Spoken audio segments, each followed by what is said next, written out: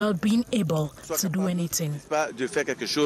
According to the World Health Organization, 30% of women worldwide who have experienced some form of violence have been able to find the courage to denounce it. Solutions can only be found if the acts are reported. Now, this year's edition of the International Women's Day is still a couple of weeks away in time, and already eyebrows are rising in several quarters following news that the Women's Day fabric will witness a hike in its cost. We gather it will jump from 6,700 CFA francs previously to 10,000 francs. Beatrice Ngamo in Yaoundé sought to know why. The rush for the Women's Day fabric has started early, but unfortunately, effort yielded no satisfactory result.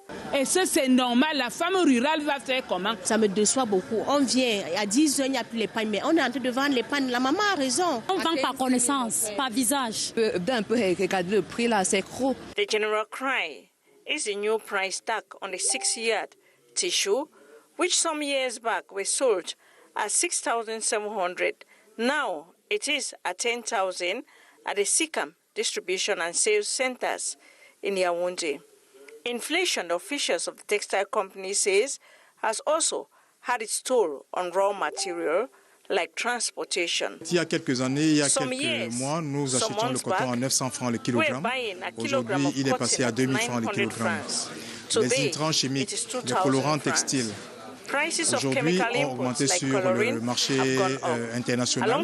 Et les colorants et les intrants que nous commandions par bateau il y a quelques années, aujourd'hui nous les commandons, nous les transportons par avion. The diehards of the fabric say the unique color and improved quality this year, what has charmed them to hustle to acquire theirs, as the price difference is not that great, they claim. On va faire comment, puisque les femmes avec l'histoire de 8 mois, c'est comme la drogue. On se bat, le loup n'est pas transparent et la couleur est belle. From Monday to midday this Wednesday, for example, over 150,000 pieces of fabric have been sold, reiterates the regional delegate for the Center, East and South. To the high demand, the national textile production industry reassures of equivalent supply. Now, and according to civil society activists, healthcare facilities in Cameroon's hinterlands are generally very sick and in dire need of intervention. They are calling on the authorities to urgently embark upon the rehabilitation of primary healthcare centers in terms of equipment and personnel as a means of saving lives. Hyacinth Chia. According to Action for Development and Empowerment, 42% of primary health care centers in 5 regions of the country do not have drinking water, 31% operating without an alternative source of electricity, 15% of such health care facilities functioning with single toilets for both men and women, leading to easy transmission of diseases, 10% operating without a laboratory nor modern equipment, while 21% without doctors and 52% of such units have never received COVID-19 vaccines.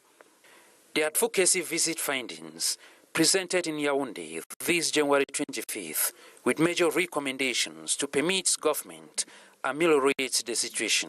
We encourage the government to at least give generators in the primary healthcare services so that they can function with or without a power light. And we also encourage them to pay note on toilets. Sometimes we forget about the importance of toilets and differentiate for male and for females. Another major disturbing phenomenon is the rising attitudes of consuming roadside drugs with doubting status.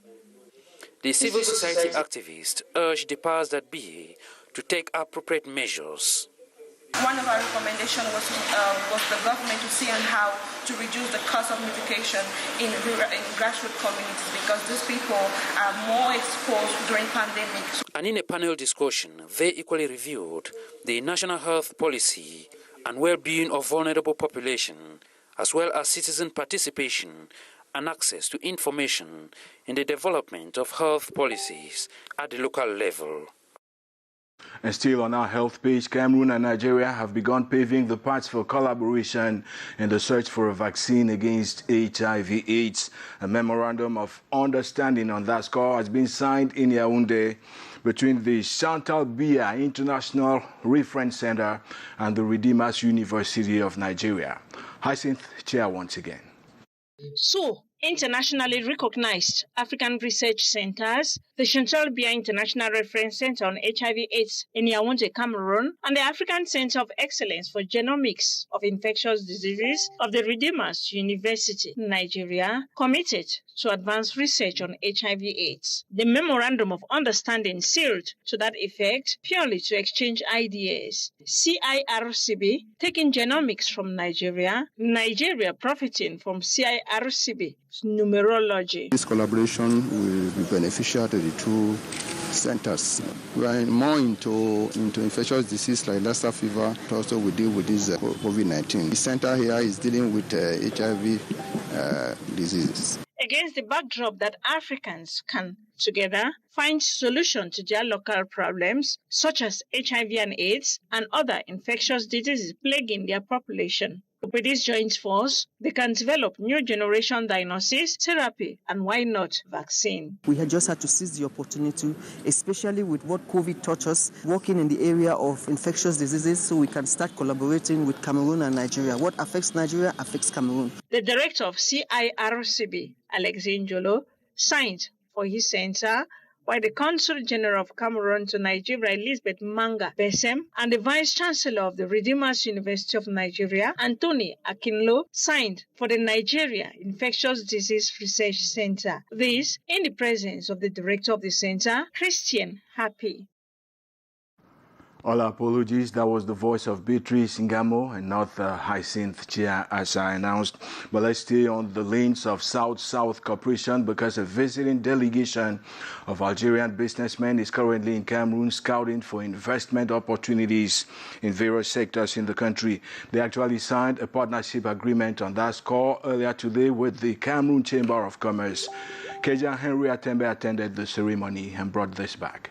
Algeria and Cameroon have established a business council to foster trade between both countries. The South-South cooperation between Algeria, that currently ranks as the fourth economy on the continent, and Cameroon, that occupies the 15th position, will permit both countries explore opportunities in areas of agriculture, tourism, and technology. The protocol creating the Algeria-Cameroon Business Council was signed in Douala on January 25, 2023, between the Algerian Chamber of Commerce and the Cameroon Chamber of Commerce, Industries, Mines and Craft.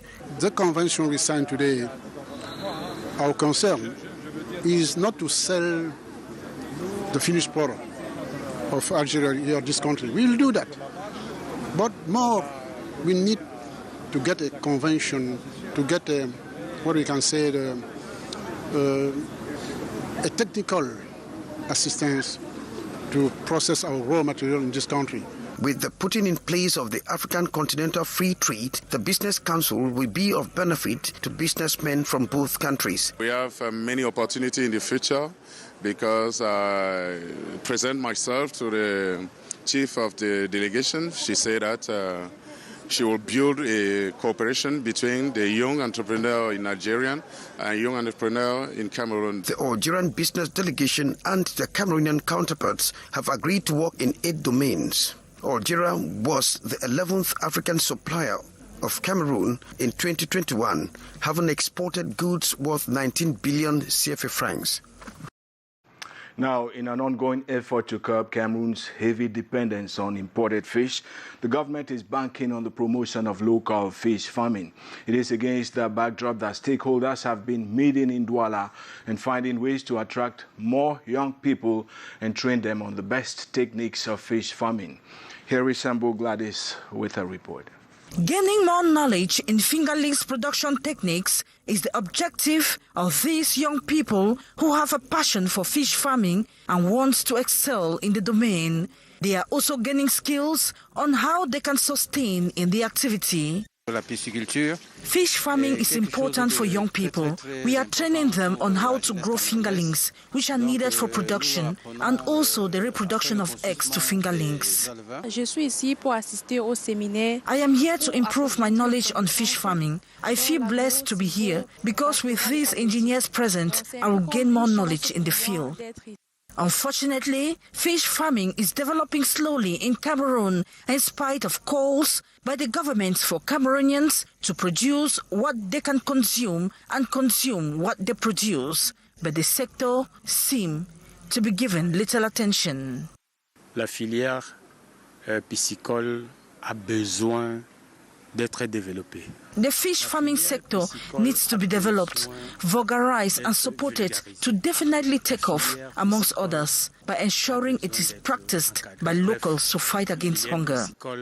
The capacity building for these young people is part of efforts to improve fish farming, increase fingerlings production of the different fish varieties, and help reduce importation of fish in Cameroon.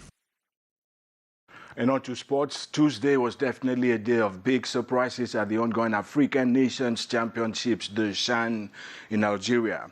After Mauritania shocked Mali with a 1-0 spanking in Group D, Niger put a similar 1-0 victory win over Cameroon in the last Group E fixture.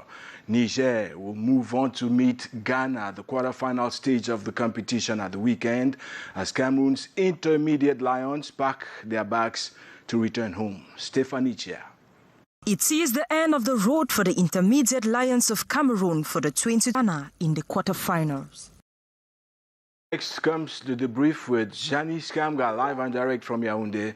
She will be discussing this theme: is Cameroon snubbing the Canadian offer to serve as mediator in the peace process for the crisis in English-speaking Cameroon? Up next, also at 1950, Alain Ghislain Kanga comes up with more news in French. Stay safe and run from trouble on the double until we come back around tomorrow. Bye-bye.